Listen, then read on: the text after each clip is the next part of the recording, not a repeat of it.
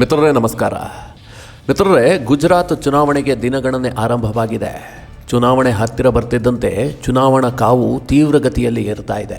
ಇದಕ್ಕೆ ಕಾರಣ ಏನು ಅಂತಂದರೆ, ಬಿಜೆಪಿಗೆ ಈ ಚುನಾವಣೆ ಅತ್ಯಂತ ಮಹತ್ವಯುತವಾದದ್ದಾಗಿದೆ. ಪ್ರಧಾನಿ ನರೇಂದ್ರ ಮೋದಿಗೆ ಈ ಚುನಾವಣೆ ಲೋಕಸಭೆಯಷ್ಟೇ ಪ್ರಾಮುಖ್ಯತೆಯನ್ನು ಪಡೆದುಕೊಂಡಿದೆ. ಕಾರಣ ಏನು ಅಂತಂದರೆ, ಕಳೆದ 27 ವರ್ಷಗಳಲ್ಲಿ ಬಿಜೆಪಿ ಗುಜರಾತ್ನಲ್ಲಿ ಗೆಲ್ಲುತ್ತಲೇ ಬಂದಿದೆ. ಗುಜರಾತ್ನಲ್ಲಿ ಬಿಜೆಪಿಗೆ ಸೋಲು ಮರೆತು ಹೋಗಿದೆ. 27 ವರ್ಷಗಳಿಂದ ನಿರಂತರವಾಗಿ ಗೆಲುವು ಸಾಧಿಸಿಕೊಂಡು ಬಂದಿರುವ ಬಿಜೆಪಿಗೆ ಈ ಬಾರಿ ಸಾಕಷ್ಟು ಅಡೆತಡೆಗಳು ಎದುರಾಗ್ತಾ ಇದೆ. ಈ ಚುನಾವಣೆಯ ಗೆಲುವು ಅಷ್ಟು ಸುಲಭ ಅಲ್ಲ ಅನ್ನೋದು ಸ್ವತಃ ಬಿಜೆಪಿ ಮುಖಂಡರಿಗೆ ಅರಿವಾಗಿದೆ. ಹೀಗಾಗಿ ಪ್ರಧಾನಿ ನರೇಂದ್ರ ಮೋದಿ ಗುಜರಾತ್ನಲ್ಲಿ ಒಂದು ರೀತಿಯಲ್ಲಿ ಅಬ್ಬರದ ಪ್ರಚಾರವನ್ನು ನಡೆಸ್ತಾ ಇದ್ರೆ, ಇನ್ನೊಂದು ಕಡೆಯಲ್ಲಿ ಅಮಿತ್ ಶಾ ಗುಜರಾತ್ನಲ್ಲೇ ಬೀಡು ಬಿಟ್ಟಿದ್ದಾರೆ. ಇಡೀ ಪ್ರಚಾರವನ್ನು ಸಂಪೂರ್ಣವಾಗಿ ತನ್ನ ಕಂಟ್ರೋಲ್ಗೆ ತೆಗೆದುಕೊಂಡಿದ್ದಾರೆ. ಜೊತೆಗೆ ಬಿಜೆಪಿಯಲ್ಲಿ ಉಂಟಾಗಿರುವ ಆಂತರಿಕ ಭಿನ್ನಮತ ಶಮನಕ್ಕೂ ಸ್ವತಃ ಅಮಿತ್ ಶಾ ಇಳಿದಿದ್ದಾರೆ. ಹೌದು ಮಿತ್ರರೇ, ಗುಜರಾತ್ ಚುನಾವಣಾ ಅಖಾಡ ದಿನದಿಂದ ದಿನಕ್ಕೆ ಕಾವೇರ್ತಾ ಇದೆ. 3 ಪಕ್ಷಗಳು ನಿತ್ಯವೂ ಹೊಸ ಹೊಸ ಅಸ್ತ್ರವನ್ನು ಪ್ರಯೋಗಿಸ್ತಿವೆ. 2 ಹಂತದಲ್ಲಿ ನಡೆಯಲಿರುವ ಈ ಚುನಾವಣೆಗೆ ಅಳೆದು ತೂಗಿ ತನ್ನ ಸೇನೆಯನ್ನು ಸಜ್ಜುಗೊಳಿಸಿದೆ ಬಿಜೆಪಿ. ಆದರೆ ಬಿಜೆಪಿಗೆ ಈಗ ಒಳ ಏಟಿನ ಭೀತಿ ದಿನದಿಂದ ದಿನಕ್ಕೆ ಹೆಚ್ಚಾಗ್ತಾ ಇದೆ. ಮತ್ತೊಂದು ಕಡೆ ಕೈಪಡೆ ಸ್ಟಾರ್ ಪ್ರಚಾರಕರ ಪಟ್ಟಿಯನ್ನು ರಿಲೀಸ್ ಮಾಡಿದೆ. ಮೊದಲ ಬಾರಿಗೆ ಗಾಂಧಿಯೇತರ ಕುಟುಂಬದ ಹೆಸರು ಟಾಪ್ನಲ್ಲಿ ಬಂದಿದೆ. ಇನ್ನೊಂದು ಕಡೆಯಲ್ಲಿ ಅರವಿಂದ್ ಕೇಜ್ರಿವಾಲ್ ಕೂಡ ಈ ಬಾರಿ ಗುಜರಾತ್ನಲ್ಲಿ ಅದೃಷ್ಟ ಪರೀಕ್ಷೆಗಿಳಿದಿದ್ದಾರೆ. ಅಂದರೆ ಆ ಪಕ್ಷ ಕೂಡ ಈ ಬಾರಿ ಗುಜರಾತ್ನಲ್ಲಿ ಪ್ರಬಲ ಪೈಪೋಟಿ ಒಡ್ಡುತ್ತಾ ಇದೆ. ಅರವಿಂದ್ ಕೇಜ್ರಿವಾಲ್ ನೇರವಾಗಿ ಮೋದಿಯನ್ನೇ ಟಾರ್ಗೆಟ್ ಮಾಡ್ತಿದ್ದಾರೆ. ಹೌದು ಮಿತ್ರರೇ, ಸದ್ಯ ದೇಶದ ಪ್ರಧಾನಿ ನರೇಂದ್ರ ಮೋದಿ ಅವರ ತವರು ಗುಜರಾತ್ನಲ್ಲಿ ತ್ರಿಕೋಣ ಸ್ಪರ್ಧೆ ಏರ್ಪಟ್ಟಿದೆ. 27 ವರ್ಷಗಳಿಂದ ಸುದೀರ್ಘ ಆಡಳಿತದಲ್ಲಿರುವ ಬಿಜೆಪಿ ಸಹಜವಾಗಿ ಆಡಳಿತ ವಿರೋಧಿ ಅಲೆಯನ್ನು ಅನುಭವಿಸ್ತಾ ಇದೆ. ಆದರೆ ಆಡಳಿತ ವಿರೋಧಿ ವಿರುದ್ಧವಾಗಿ ಮೋದಿ ಅಲೆಯನ್ನೇ ಬಿಜೆಪಿ ನೆಚ್ಚಿಕೊಂಡಿದೆ. ಮೋದಿ ನಾಮಬಲದಿಂದಲೇ ಈ ಬಾರಿಯೂ ಚುನಾವಣೆ ಗೆಲ್ಲಬೇಕು ಅನ್ನುವಂಥ ಲೆಕ್ಕಾಚಾರದಲ್ಲಿ ಬಿಜೆಪಿ ಇದೆ. ಅಚ್ಚರಿ ಅಂದರೆ, ಈ ಬಾರಿ ಬಿಜೆಪಿಗೂ ಪಕ್ಷಾಂತರದ ಭೀತಿ ಶುರುವಾಗಿದೆ. ಹೀಗಾಗಿ ಚುನಾವಣಾ ಚಾಣಾಕ್ಷ ಅಮಿತ್ ಶಾ ಗುಜರಾತ್ನಲ್ಲೇ ಬೀಡು ಬಿಟ್ಟು ರಣತಂತ್ರವನ್ನು ಹೆಣೆಯುತ್ತಿದ್ದಾರೆ. ಗುಜರಾತ್ನಲ್ಲಿ ಕೇಂದ್ರ ಗೃಹ ಸಚಿವ ಅಮಿತ್ ಶಾ ಖುದ್ದು ಅಖಾಡಕ್ಕಿಳಿದಿದ್ದಾರೆ. ಗುಜರಾತ್ ಚುನಾವಣೆಯ ಪ್ರತಿ ರಣತಂತ್ರವೂ ಕೂಡ ಸ್ವತಃ ಅಮಿತ್ ಶಾ ಅವರ ಬತ್ತಳಿಕೆಯಿಂದಲೇ ಸಿದ್ಧವಾಗ್ತಾ ಇದೆ.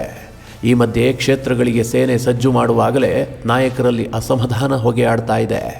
ಅಭ್ಯರ್ಥಿಗಳ ಪಟ್ಟಿ ಬಿಡುಗಡೆಯಾಗ್ತಿದ್ದಂತೆ ಭಿನ್ನಮತ ಸ್ಫೋಟಗೊಂಡಿದೆ. ಆಡಳಿತಾರೂಢ ಕಮಲ ಪಕ್ಷ ಮೋದಿ ಯುಗದಲ್ಲಿ ಇದೇ ಮೊದಲ ಬಾರಿ ಅಸಹಜ ಅಸಮಾಧಾನವನ್ನು ಎದುರಿಸ್ತಾ ಇದೆ. ಹೌದು ಮಿತ್ರರೇ, ಬಿಜೆಪಿ ಈಗಾಗಲೇ ತನ್ನ ಪಟ್ಟಿಯನ್ನು ಬಿಡುಗಡೆಗೊಳಿಸಿದೆ. ಈ ಪಟ್ಟಿ ಬಿಡುಗಡೆ ಆಗ್ತಿದ್ದಂತೆ ಅಸಮಾಧಾನ ಭುಗಿಲೆದ್ದಿದೆ. ಒಟ್ಟು 182 ಅಭ್ಯರ್ಥಿಗಳ ಪಟ್ಟಿಯನ್ನು ಬಿಜೆಪಿ ರಿಲೀಸ್ ಮಾಡಿದೆ. ಈ ಪಟ್ಟಿ ಬಿಡುಗಡೆ ಆಗ್ತಿದ್ದಂತೆ 40ಕ್ಕೂ ಹೆಚ್ಚು ಕ್ಷೇತ್ರಗಳಲ್ಲಿ ಅಸಮಾಧಾನ ಮತ್ತು ಆಕ್ರೋಶ ಹೆಚ್ಚಾಗಿದೆ. ಈ ಬಾರಿ 5 ಹಾಲಿ ಸಚಿವರಿಗೆ ಟಿಕೆಟ್ ಮಿಸ್ ಆಗಿದೆ. ಬಿಜೆಪಿಯ ಈ ನಿರ್ಧಾರ ಬಹಳ ಕಾಸ್ಟ್ಲಿಯಾಗಿ ಪರಿಣಮಿಸುವಂತ ಸಾಧ್ಯತೆ ಇದೆ. ಈಗಾಗಲೇ ಅಮಿತ್ ಶಾ ಗುಜರಾತ್ನಲ್ಲಿ ಬೀಡು ಬಿಟ್ಟಿದ್ದು ಸಭೆಯ ಮೇಲೆ ಸಭೆ ನಡೆಸ್ತಾ ಇದ್ದಾರೆ. ಪ್ರತಿಯೊಂದು ಕ್ಷೇತ್ರದ ಬಗ್ಗೆಯೂ ಕೂಡ ವಿಶೇಷ ಕಾಳಜಿಯನ್ನು ವಹಿಸಿದ್ದಾರೆ. ಮುಖ್ಯವಾಗಿ ಸಿಎಂ ಭೂಪೇಂದ್ರ ಪಟೇಲ್, ಕೇಂದ್ರ ಸಚಿವ ಮನ್ಸುಖ್ ಮಾಂಡವೀಯ ಸೇರಿ ಹಲವರ ಜೊತೆ ಹಲವು ಸುತ್ತಿನ ಚರ್ಚೆಯನ್ನು ನಡೆಸಿದ್ದಾರೆ. ಅಸಮಾಧಾನಗೊಂಡಿದ್ದ 16 ಬಂಡಾಯ ಶಾಸಕರನ್ನ ಫೋನ್ ಮೂಲಕ ಸಂಪರ್ಕಿಸಲಾಗಿದೆ. ಖುದ್ದು ಅಮಿತ್ ಶಾ ಫೋನ್ನಲ್ಲಿ ಮಾತನಾಡ್ತಿದ್ದಾರೆ. ಹಲವರ ಮನೆಗೆ ತೆರಳಿ ಅಮಿತ್ ಶಾ ಮನವೊಲಿಸಲು ಯತ್ನಿಸುತ್ತಿದ್ದಾರೆ. ಮಿತ್ರರೇ, ಇದನ್ನೆಲ್ಲ ಬಿಜೆಪಿಯಲ್ಲಿ ನೋಡೋದಕ್ಕೆ ಸಾಧ್ಯವೇ ಇರಲಿಲ್ಲ. ಬಿಜೆಪಿಯಲ್ಲಿ ಅಮಿತ್ ಶಾ ಹೊರಡಿಸಿದ್ದೇ ಶಾಸನ ಆಗಿತ್ತು. ಒಂದು ವೇಳೆ ಯಾರಾದರೂ ಬಂಡಾಯ ಇದ್ದರೆ ಅದರ ಬಗ್ಗೆ ಬಿಜೆಪಿ ತಲೆ ಕೆಡಿಸ್ಕೊಳ್ತಾ ಇರಲಿಲ್ಲ. ಆ ಕ್ಷೇತ್ರ ಸೋತರೂ ಪರವಾಗಿಲ್ಲ, ಅವರ ಮನೆ ಬಾಗಿಲಿಗೆ ಹೋಗ್ತಾ ಇರಲಿಲ್ಲ. ಬಿಜೆಪಿ ಯಾವತ್ತೂ ಕೂಡ ವ್ಯಕ್ತಿಗಿಂತ ಪಕ್ಷ ಮುಖ್ಯ ಅಂತ ನಂಬಿತ್ತು. ಆದರೆ ಇದೇ ಮೊದಲ ಬಾರಿಗೆ ಬಿಜೆಪಿಗೆ ಈ ರೀತಿಯ ಆತಂಕ ಶುರುವಾಗಿದೆ. ಇದಕ್ಕೇನು ಕಾರಣ ಅಂತಂದರೆ, ಈ ಬಾರಿ ಗುಜರಾತ್ನಲ್ಲಿ ತ್ರಿಕೋಣ ಸ್ಪರ್ಧೆ ಉಂಟಾಗಿರುವಂಥದ್ದು. ಒಂದು ಕಡೆ ಕಾಂಗ್ರೆಸ್ ಶತಾಯಗತಾಯ ಅಧಿಕಾರವನ್ನು ಹಿಡಿಲೇಬೇಕು ಅನ್ನುವಂಥ ಪ್ರಯತ್ನದಲ್ಲಿದೆ. ಕಾಂಗ್ರೆಸ್ಗೆ ವರವಾಗಿರೋದೇನು ಅಂತಂದರೆ, ಬಿಜೆಪಿ 27 ವರ್ಷದಿಂದ ಅಧಿಕಾರದಲ್ಲಿದೆ. ಆಡಳಿತ ವಿರೋಧಿ ಅಲೆ ಜಾಸ್ತಿ ಆಗಿದೆ. ಆ್ಯಂಟಿ ಇನ್ಕಂಪ್ಟೆನ್ಸಿಯ ಲಾಭವನ್ನು ಪಡೆಯೋದಕ್ಕೆ ಕಾಂಗ್ರೆಸ್ ಹವಣಿಸ್ತಾ ಇದೆ. ಅದರ ಹೊರತಾಗಿ ಕಾಂಗ್ರೆಸ್ಗೇನು ದೊಡ್ಡ ಬ್ಯಾಕ್ಗ್ರೌಂಡ್ ಇಲ್ಲ. ಗುಜರಾತ್ನಲ್ಲಿ ದೊಡ್ಡ ಹೋರಾಟ ಮಾಡ್ಕೊಂಡು ಬಂದಿದ್ದೀವಿ. ಗುಜರಾತ್ನಲ್ಲಿ ಬಿಜೆಪಿ ಸರ್ಕಾರದ ವೈಫಲ್ಯವನ್ನು ಎತ್ತಿ ಹಿಡಿದಿದ್ದೀವಿ. ಇದ್ಯಾವುದು ಕೂಡ ಕಾಂಗ್ರೆಸ್ ಬಳಿಯಲಿಲ್ಲ. ಅವರಿಗೆ ಆಡಳಿತ ವಿರೋಧಿ ಅಲೆ ಮಾತ್ರ ಅಸ್ತ್ರ. ಒಂದು ವೇಳೆ ಗುಜರಾತ್ನಲ್ಲಿ ಬದಲಾವಣೆಯನ್ನು ತರಬೇಕು ಅಂತ ಜನ ಬಯಸಿದ್ದೆ ಆದರೆ ಕಾಂಗ್ರೆಸ್ಗೆ ಅವಕಾಶ ಸಿಗಬಹುದು. ಇನ್ನೊಂದು ಕಡೆಯಲ್ಲಿ ಮಿತ್ರರೇ, ಈ ಬಾರಿ ಗುಜರಾತ್ನಲ್ಲಿ ಆಮ್ ಆದ್ಮಿ ಪಕ್ಷವೂ ಕೂಡ ದೊಡ್ಡ ಮಟ್ಟದಲ್ಲಿ ಪ್ರಚಾರ ನಡೆಸ್ತಾ ಇದೆ. ಈಗಾಗಲೇ ದೆಹಲಿಯನ್ನು ಗೆದ್ದು ಪಂಜಾಬಲ್ಲಿ ದಿಗ್ವಿಜಯವನ್ನು ಸಾಧಿಸಿರುವಂಥ ಆಮ್ ಆದ್ಮಿ ಗುಜರಾತ್ನಲ್ಲೂ ಕೂಡ ನೆಲೆ ಕಂಡುಕೊಳ್ಳೋದಕ್ಕೆ ಸಾಕಷ್ಟು ಪ್ರಯತ್ನ ಮಾಡ್ತಾ ಇದೆ. ಕೆಲವೊಂದಷ್ಟು ಸಮೀಕ್ಷೆಯಲ್ಲೂ ಕೂಡ ಆಪ್ ಪರವಾಗಿ ಒಂದಷ್ಟು ಒಲವು ಇರುವುದು ಕೂಡ ಗೊತ್ತಾಗ್ತಾ ಇದೆ. ಹೀಗಾಗಿ ಆಪ್ನ ಹುಮ್ಮಸ್ಸು ಇನ್ನಷ್ಟು ಜಾಸ್ತಿ ಆಗಿದೆ. ಅಧಿಕಾರ ಹಿಡಿಯಲು ಸಾಧ್ಯವಾಗದಿದ್ರೂ ಕೂಡ ಗುಜರಾತ್ನಲ್ಲಿ ಪ್ರಬಲ ಪಕ್ಷವಾಗಿ ಹೊರಹೊಮ್ಮಬೇಕು ಅನ್ನುವಂಥದ್ದು ಆಪ್ನ ಬಯಕೆ. ಮಿತ್ರರೇ, ಈ ಬಾರಿ ಆಪ್ ಎಂಟ್ರಿಯಿಂದಾಗಿ ಓಟುಗಳು ಚದುರುವಂತ ಸಾಧ್ಯತೆ ಇದೆ. ವೋಟ್ ವಿಭಜನೆಯಿಂದಾಗಿ ಬಿಜೆಪಿಗೆ ನಷ್ಟ ಆದರೂ ಕೂಡ ಆಶ್ಚರ್ಯ ಇಲ್ಲ. ಇದು ಕಾಂಗ್ರೆಸ್ಗೆ ವರವಾದರೂ ಆಗಬಹುದು ಅನ್ನುವಂಥ ಲೆಕ್ಕಾಚಾರವೂ ಇದೆ. ಆದರೆ ಬಿಜೆಪಿಯ ಸಾಂಪ್ರದಾಯಿಕ ವೋಟ್ ಇದೆಯಲ್ಲ, ಇದು ಮಿಸ್ ಆಗೋದಿಲ್ಲ ಅನ್ನುವಂಥ ನಂಬಿಕೆ ಕಮಲ ಪಕ್ಷಕ್ಕಿದೆ. ಮಿತ್ರರೇ, ಸದ್ಯ ಅಮಿತ್ ಶಾ ಖುದ್ದು ಫೀಲ್ಡ್ಗೆ ಇಳಿದಿರುವಂತಹದ್ದು ಮತ್ತು ಬಂಡಾಯ ಶಾಸಕರುಗಳನ್ನು, ಮಾಜಿ ಸಚಿವರುಗಳನ್ನು ಮನವೊಲಿಸುವಂಥ ಪ್ರಯತ್ನ ಮಾಡ್ತಿರೋದನ್ನು ನೋಡಿದ್ರೆ ಬಿಜೆಪಿಗೆ ಕೊಂಚ ಟೆನ್ಷನ್ ಇದೆ. ಆಂತರಿಕ ರಿಪೋರ್ಟ್ ಬಿಜೆಪಿ ಪರವಾಗಿಲ್ಲ ಅನ್ನೋದು ಗೊತ್ತಾಗ್ತಾ ಇದೆ. ಹೀಗಾಗಿ ಶತಾಯಗತಾಯ ಗುಜರಾತ್ನಲ್ಲಿ ಬಿಜೆಪಿಯನ್ನು ಗೆಲ್ಲಿಸಲೇಬೇಕು ಅಂತ ಅಮಿತ್ ಶಾ ಸ್ವತಃ ಪಣ ತೊಟ್ಟು ಗುಜರಾತ್ನಲ್ಲಿ ಬೀಡು ಬಿಟ್ಟಿದ್ದಾರೆ. ಇನ್ನೊಂದು ಕಡೆಯಲ್ಲಿ ಮಿತ್ರರೇ, ಕಾಂಗ್ರೆಸ್ ಸ್ಟಾರ್ ಪ್ರಚಾರಕರ ಪಟ್ಟಿಯನ್ನು ಬಿಡುಗಡೆ ಮಾಡಿದೆ. ಇದೇ ಮೊದಲ ಬಾರಿಗೆ ಗಾಂಧಿ ಕುಟುಂಬದ ಹೊರಗಿನ ಹೆಸರು ಕಾಂಗ್ರೆಸ್ ಪ್ರಚಾರ ಪಟ್ಟಿಯಲ್ಲಿ ಟಾಪ್ನಲ್ಲಿದೆ. ಅದಕ್ಕೆ ಕಾರಣ ಏನು ಅಂತಂದರೆ, ಸದ್ಯ AICC ಅಧ್ಯಕ್ಷರಾಗಿ ಮಲ್ಲಿಕಾರ್ಜುನ ಖರ್ಗೆ ಆಯ್ಕೆಯಾಗಿದ್ದಾರೆ. ಖರ್ಗೆ ಅಧಿಕಾರವನ್ನು ವಹಿಸಿಕೊಂಡಿದ್ದಾರೆ. ಹೀಗಾಗಿ ಪಟ್ಟಿಯಲ್ಲಿ ಖರ್ಗೆ ಹೆಸರು ಟಾಪ್ನಲ್ಲಿದೆ. ಇನ್ನುಳಿದಂತೆ ಸೋನಿಯಾ ಗಾಂಧಿ, ರಾಹುಲ್ ಗಾಂಧಿ, ಪ್ರಿಯಾಂಕಾ ಗಾಂಧಿ ನಂತರದ ಸ್ಥಾನದಲ್ಲಿದ್ದಾರೆ. ಇನ್ನು ಗುಜರಾತ್ನಲ್ಲಿ ಕಾಂಗ್ರೆಸ್ ಅನ್ನು 4 ವಿಭಾಗ ಮಾಡಿಕೊಂಡು ಆ 4 ವಿಭಾಗಕ್ಕೂ ಒಬ್ಬೊಬ್ಬರು ನಾಯಕರನ್ನು ನೇಮಿಸಲಾಗಿದೆ. ಪ್ರತಿಯೊಬ್ಬರಿಗೂ ಕೂಡ ಚುನಾವಣಾ ಪ್ರಚಾರದ ಉಸ್ತುವಾರಿಯನ್ನು ಕೊಡಲಾಗಿದೆ. ಕಾಂಗ್ರೆಸ್ ಕೂಡ ಬಹಳ ಅಬ್ಬರದ ಪ್ರಚಾರವನ್ನು ನಡೆಸ್ತಾ ಇದೆ. ಒಟ್ಟಿನಲ್ಲಿ ಮಿತ್ರರೇ, ಅಧಿಕಾರವನ್ನು ಉಳಿಸಿಕೊಳ್ಳಲೇಬೇಕಾದಂತಹ ಅನಿವಾರ್ಯತೆ ಬಿಜೆಪಿಗಿದೆ. ಯಾಕೆ ಅಂತಂದರೆ ಇದು ಬಿಜೆಪಿಗೆ ಪ್ರತಿಷ್ಠೆಯ ಪ್ರಶ್ನೆ. ಮೋದಿ ಸ್ವತಃ ಗುಜರಾತ್ ಮೂಲದವರು. ಗುಜರಾತ್ನಲ್ಲಿ ಮುಖ್ಯಮಂತ್ರಿಯಾಗಿ ಮಾಡಿದ ಅಭಿವೃದ್ಧಿ ಕಾರ್ಯಗಳಿಂದಲೇ ಜನ ಮೆಚ್ಚಿಕೊಂಡಿದ್ದು, ಅವರನ್ನು ಪ್ರಧಾನಿ ಸ್ಥಾನದಲ್ಲಿ ಕೂರಿಸಿದ್ದು. ಈಗ ಗುಜರಾತ್ನಲ್ಲಿ ಅನೇಕ ಬದಲಾವಣೆಗಳಾಗಿದೆ. ಮೋದಿಯ ನಂತರ ಗುಜರಾತ್ನಲ್ಲಿ ನಾಯಕತ್ವದ ಕೊರತೆ ಎದ್ದು ಕಾಣ್ತಾ ಇದೆ. ಗುಜರಾತ್ ಬಿಜೆಪಿಯಲ್ಲಿ ಒಗ್ಗಟ್ಟು ಮೂಡಿಸಿಕೊಂಡು ಹೋಗುವಂಥ ನಾಯಕರ ಕೊರತೆ ಇದೆ.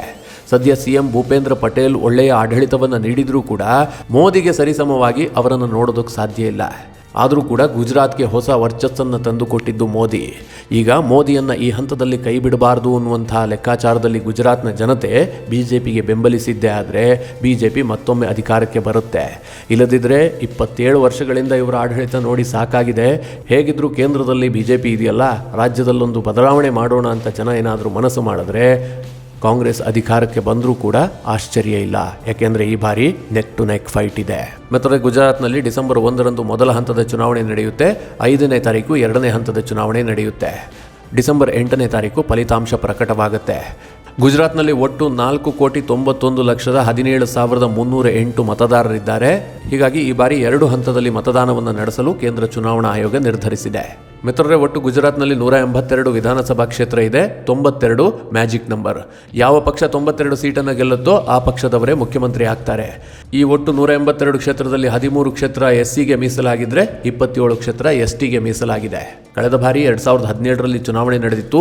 ಆ ಸಾರ್ವತ್ರಿಕ ಚುನಾವಣೆಯಲ್ಲಿ ಬಿಜೆಪಿ 99 ಕ್ಷೇತ್ರವನ್ನು ಗೆದ್ದಿತ್ತು. ಸರಳ ಬಹುಮತದೊಂದಿಗೆ ಅಧಿಕಾರಕ್ಕೆ ಬಂದಿತ್ತು. ಆ ಬಾರಿ ಕಾಂಗ್ರೆಸ್ 77 ಕ್ಷೇತ್ರದಲ್ಲಿ ಗೆದ್ದು ಪ್ರಬಲ ವಿರೋಧ ಪಕ್ಷವಾಗಿ ಹೊರಹೊಮ್ಮಿತ್ತು. ಇನ್ನು NCP 1 ಕ್ಷೇತ್ರದಲ್ಲಿ ಗೆದ್ದರೆ ಇತರೆ ಪಕ್ಷಗಳು 5 ಕ್ಷೇತ್ರದಲ್ಲಿ ಜಯ ಸಾಧಿಸಿದ್ವು. ಮಿತ್ರರೇ, 2012ರ ಫಲಿತಾಂಶವನ್ನು ನೋಡೋದಾದರೆ, ಮಿತ್ರರೇ 2012ರಲ್ಲಿ ನರೇಂದ್ರ ಮೋದಿ ಗುಜರಾತ್ನ CM ಆಗಿದ್ರು. ಅವರ ನೇತೃತ್ವದಲ್ಲಿ ಚುನಾವಣೆ ನಡೆದಿತ್ತು. ಮುಂದಿನ CM ಅಭ್ಯರ್ಥಿಯೂ ಕೂಡ ನರೇಂದ್ರ ಮೋದಿ ಆಗಿದ್ರು. ಆ ಸಂದರ್ಭದಲ್ಲಿ ನಡೆದಂಥ ಚುನಾವಣೆಯಲ್ಲಿ ಬಿಜೆಪಿ 115 ಕ್ಷೇತ್ರವನ್ನು ಗೆದ್ದಿತ್ತು. ಪ್ರಚಂಡ ಬಹುಮತದೊಂದಿಗೆ ಮೋದಿ CM ಆಗಿದ್ರು. ಆ ಸಂದರ್ಭದಲ್ಲಿ ಅಂದರೆ 2012ರಲ್ಲಿ ಕಾಂಗ್ರೆಸ್ 61 ಕ್ಷೇತ್ರವನ್ನು ಗೆದ್ದಿತ್ತು. ಇತರೆ ಪಕ್ಷಗಳು 6 ಕ್ಷೇತ್ರದಲ್ಲಿ ಜಯ ಸಾಧಿಸಿದ್ವು. ಆದರೆ ಮಿತ್ರರೇ, ಮೋದಿ ಇಲ್ಲದಂತಹ ಚುನಾವಣೆಯಲ್ಲಿ ಅಂದರೆ ಮೋದಿ ಪ್ರಧಾನಿ ಆದ ಬಳಿಕ ನಡೆದಂಥ ಚುನಾವಣೆಯಲ್ಲಿ ಬಿಜೆಪಿ ಸಾಧನೆ ಸ್ವಲ್ಪ ಕಡಿಮೆಯಾಗಿದೆ. 2012ರಲ್ಲಿ 115 ಕ್ಷೇತ್ರವನ್ನು ಗೆದ್ದಿದ್ದಂತಹ ಬಿಜೆಪಿ 2017ರಲ್ಲಿ 99ಕ್ಕೆ ಕುಸಿದಿತ್ತು. ಅಂದರೆ ಆ್ಯಂಟಿ ಇನ್ಕಂಟೆನ್ಸಿ ಒಂದು ಕಡೆ ವರ್ಕ್ ಆಗ್ತಾ ಇದ್ರೆ, ಇನ್ನೊಂದು ಕಡೆಯಲ್ಲಿ ಮೋದಿ ನಮ್ಮ ನಾಯಕನಲ್ಲ, ಮೋದಿ ಮುಖ್ಯಮಂತ್ರಿ ಆಗೋದಿಲ್ಲ ಅನ್ನೋದು ಕೂಡ ವರ್ಕ್ ಆಗ್ತಾ ಇದೆ. ಹೀಗಾಗಿ ಈ ಬಾರಿಯ ಚುನಾವಣೆ ಬಿಜೆಪಿಗೆ ಬಹಳ ಟಫ್ ಆಗಿದೆ.